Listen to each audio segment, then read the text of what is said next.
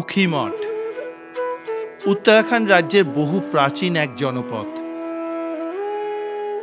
যেখানে রাজা মান্ধাতা সাধনা করে স্বয়ং মহাদেবের দর্শন পেয়েছিলেন এবং পরবর্তীকালে শ্রীকৃষ্ণের পৌত্র অনিরুদ্ধর সঙ্গে বানাসুরের কন্যা উষার বিবাহ নিয়ে এই জায়গাতেই যুদ্ধ হয়েছিল। বাবা মদমহেশ্বরের দর্শনের পর আজ আমাদের যাত্রা বাবা কেদারনাথ এবং মদমহেশ্বরের শীতকালীন আবাসস্থল উষা মঠ।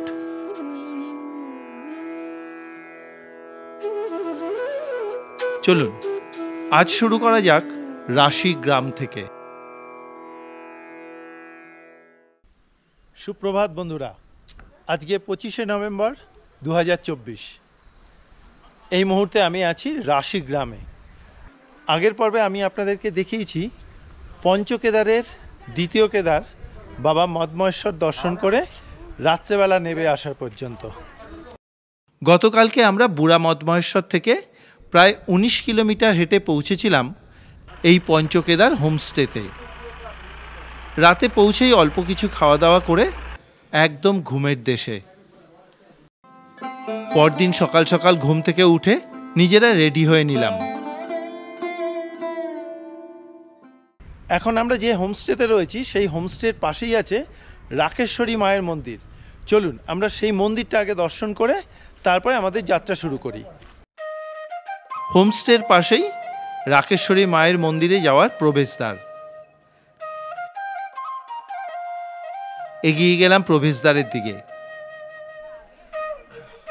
প্রথমেই বেশ কিছু সিঁড়ি ভেঙে ওপর দিকে উঠতে হলো।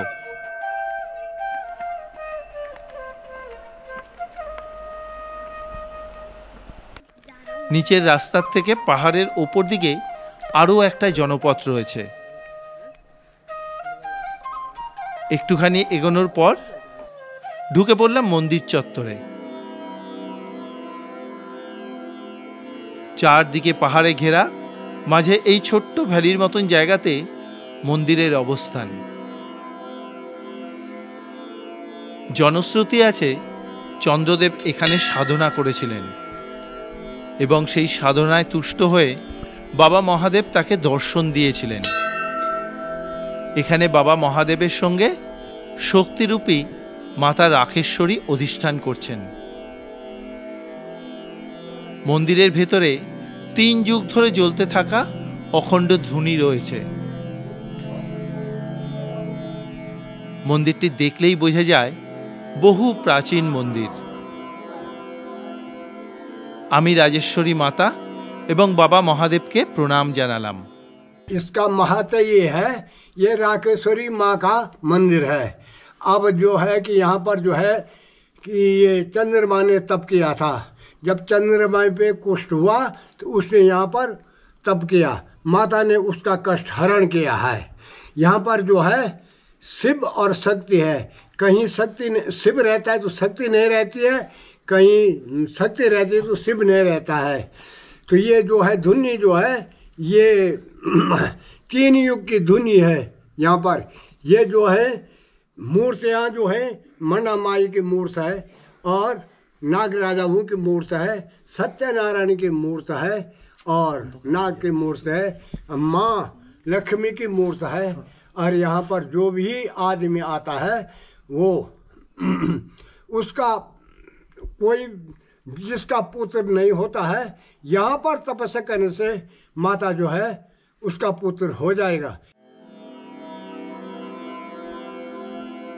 গর্ভ মন্দির থেকে বেরিয়ে পুরো মন্দির চত্বরটা ঘুরে বেড়ালাম। খুব ভালো লাগছিল।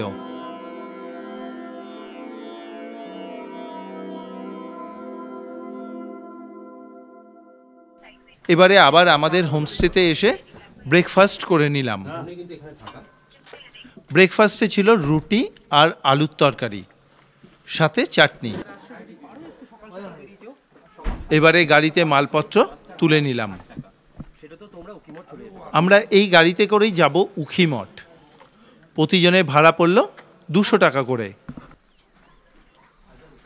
এখান থেকে শেয়ার গাড়ি ছাড়াও সকাল 6টা নাগাদ একটা বাস ছাড়ে।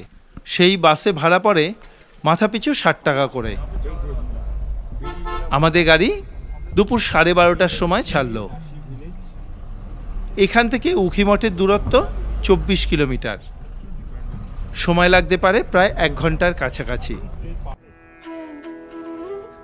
এবারে আবার পাহাড়ি পথে চলা শুরু।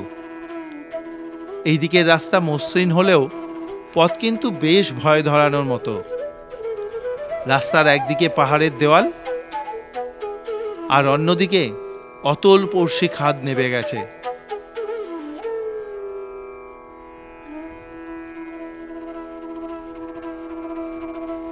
সেটা এতটাই নিচের দিকে নেমেছে যে রাস্তা থেকেও তার নিচ পর্যন্ত দেখা যাচ্ছে না।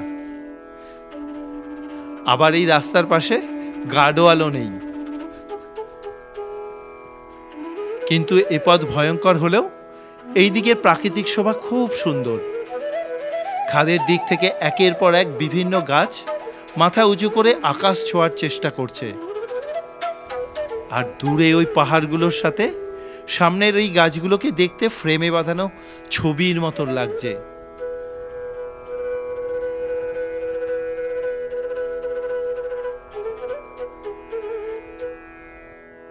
আর সামনের পাহাড়টাতে কত সুন্দরভাবে ধাপ কেটে কেটে চাষ করা হচ্ছে।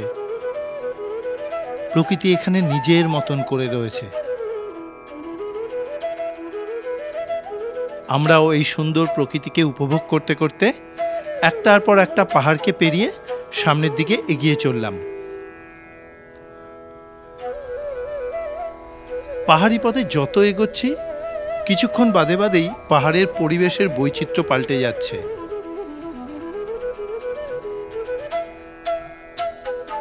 প্রতি সময় পাহাড় আমাদের কাছে নতুন রূপে ধরা দিচ্ছে। কিছুক্ষণ পরেই আমাদের সঙ্গে মদমহেশ্বর গঙ্গার দেখা হলো। তার এঁকে বেঁকে চলার রূপ আমাদেরকে মুগ্ধ করল। এবারে আমাদের গাড়ি মদমহেশ্বর গঙ্গাকে পেরিয়ে উল্টো দিকের পাহাড়ে চলে এলো।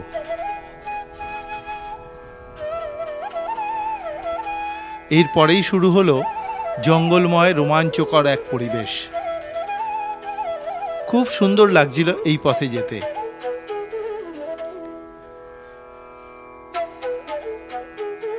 এইভাবেই বেশ কিছুক্ষণ আসার পর আমরা মনসুনা গ্রামকে পেরিয়ে চলে এলাম।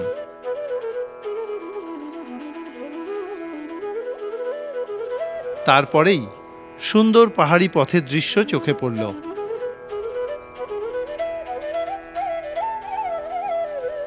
যেতে যেতে একটা জায়গায় দাঁড়িয়ে চৌখাম্বাকে ভালো করে দেখে নিলাম। অপূর্ব লাগছিল এখান থেকে দেখতে। এরপর এখন বাজে বেলা 1:30। এই আমরা উখিমঠ ভারত সেবাশ্রম সংঘের কাছে চলে এলাম। এই হচ্ছে উখিমঠ ভারত সেবাশ্রম সংঘ। চলুন মালপত্র নিয়ে আশ্রমে যাওয়া যাক। গাড়ি থেকে সব ব্যাগপত্র নামিয়ে ঢুকে পড়লাম গুরু আশ্রমে। পাহাড়ের গায়ে অপূর্ব সুন্দর প্রকৃতির মাঝখানে উখিমঠ ভারত সেবাশ্রম সংঘের এই 7 তলা বিল্ডিং।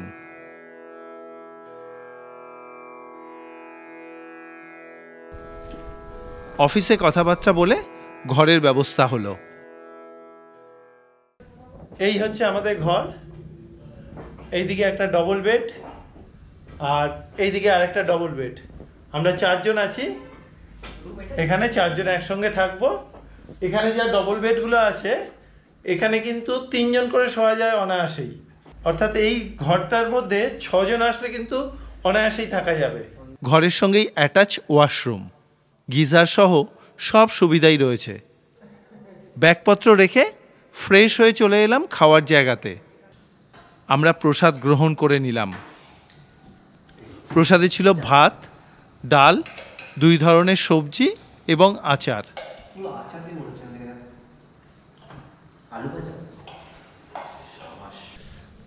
এখন বাজে বিকেল 4:30। কিছুক্ষণ বিশ্রাম নিয়ে বেরিয়ে পড়লাম উখিমঠের বিখ্যাত ওমকারেশ্বর মন্দির দর্শন করতে। তাহলে চলুন যাওয়া যাক। কিছু দূর এগোতেই রাস্তা দুভাগে ভাগ হয়ে গেছে। ডান দিকের রাস্তা চলে গেছে উখিমঠ জিপ স্ট্যান্ডের দিকে। আমরা চললাম বাঁ দিকের রাস্তা ধরে। ভারত সেবাশ্রম সংঘ থেকে ওমকারেশ্বর মন্দির হেঁটে যেতে সময় লাগবে 15 মিনিট মতন। এই রাস্তাটা হচ্ছে গুপ্তকাশী থেকে উখিমঠ যে আসছে যে রাস্তাটা, সেই রাস্তাটার ওপরে এই মন্দিরটা। ততক্ষণে পশ্চিম আকাশে সূর্যদেব অস্ত যাচ্ছেন।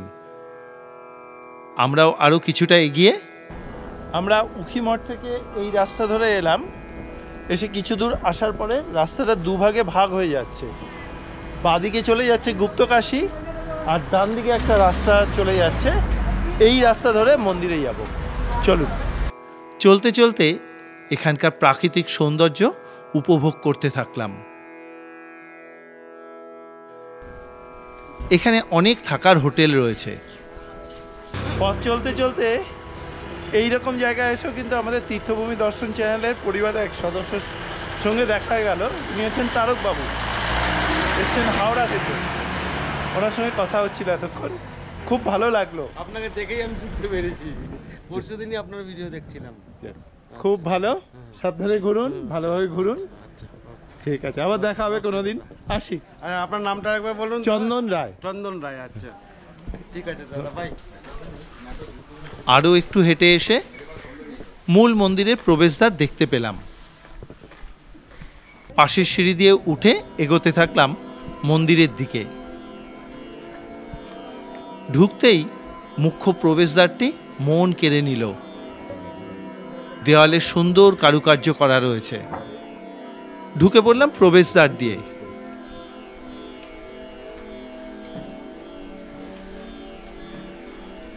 ঢুকতেই মুখ্য মন্দির সবার প্রথমে চোখে পড়বে। এই হচ্ছে উখিমঠের সেই বিখ্যাত মন্দির, ওমকারেশ্বর মহাদেব মন্দির। এখানে কিন্তু আমাদের পঞ্চকেদারের 2 কেদার, কেদারনাথ এবং মধ্যমহেশ্বর কেদার যে রয়েছে, তারই শীতকালীন আবাসস্থল হচ্ছে এই জায়গা। 3 দিকে ঘর দিয়ে ঘেরা প্রাঙ্গণের মাঝখানে এই মন্দির অধিষ্ঠান করছে। এটাই কিন্তু বাবা কেদারনাথ এবং বাবা মধ্যমহেশ্বরের শীতকালীন আবাসস্থল। এই উখিমঠকে আবার উষামঠও বলা হয়। পৌরাণিক কাহিনী অনুসারে উখিমঠের পূর্ব নাম উষামঠ হল বানাসুরের কন্যা উষার নামে। কিংবদন্তি অনুসারে এখানেই ভগবান কৃষ্ণের পুত্র অনিরুদ্ধর বিবাহ হয়েছিল রাক্ষস রাজা বানাসুরের সুন্দরী কন্যা উষার সঙ্গে। এখানেই রাজা মান্ধাতা সাধনা করে স্বয়ং মহাদেবের দর্শন পেয়েছিলেন। এ এক মহাপুণ্যভূমি। এখানে স্বয়ং মহাদেব ও পার্বতী মায়ের সাথে অনিরুদ্ধ এবং মান্ধাতার মন্দিরও রয়েছে। সন্ধে হয়ে আসছে, বাবা মহাদেবকে একটু পুজো দেব বলে এখান থেকে ডালা কিনে নিচ্ছি।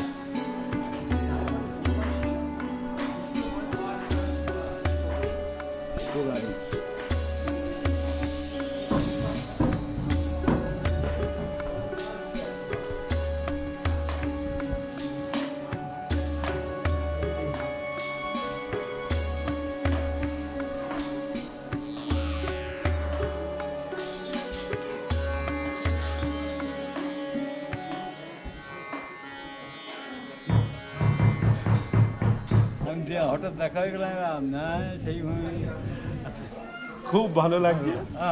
কিরকম লাগে বলুন ভিডিও? ভালোই লাগে, ভালো লাগে। এই আপনার ইয়ে দেখা দেখি তো আমরা যোশীমঠ যাবো, ওখানে সব বৃদ্ধ বদ্রী এসব দেখবো। আবার ভিডিও শুনি। আচ্ছা, খুব ভালো। সবই বাবার কৃপা, আর কিচ্ছুই না। এখান থেকে কোথায় যাওয়া হবে তাই শুনি। আরও তো ইচ্ছা আছে অনেকগুলো জায়গায় যাওয়া। এরপরে হ্যাঁ, আচ্ছা মধ্যমহেশ্বর যাবেন, আমরা করে এলাম, করে এলাম। হেঁটে যেতে পারবো তো? হ্যাঁ, 2 দিন লাগবে। এই তীর্থযাত্রা করতে বেরিয়েও এত ভালো লাগছে যে আমাদের তীর্থভূমি দর্শন চ্যানেলের পরিবারের সদস্যও এখানে দেখা হয়ে যাচ্ছে। এটা কিন্তু আমার কাছে একটা বড় প্রাপ্তি। আজকের এই উখিমঠের ভিডিও আপনাদের কীরকম লাগছে অবশ্যই কিন্তু একটা মতামত জানাবেন কমেন্ট বক্সে। এটা আমার তরফ থেকে আপনাদের কাছে একটা অনুরোধ রইল। আজকের মতন ভিডিও এখানেই শেষ করছি। আবার দেখা হবে আগামী পর্বে নতুন আর এক তীর্থস্থানে। ততক্ষণের জন্য বিদায়। সবাই ভালো থাকবেন, সুস্থ থাকবেন, শুভ সন্ধ্যা।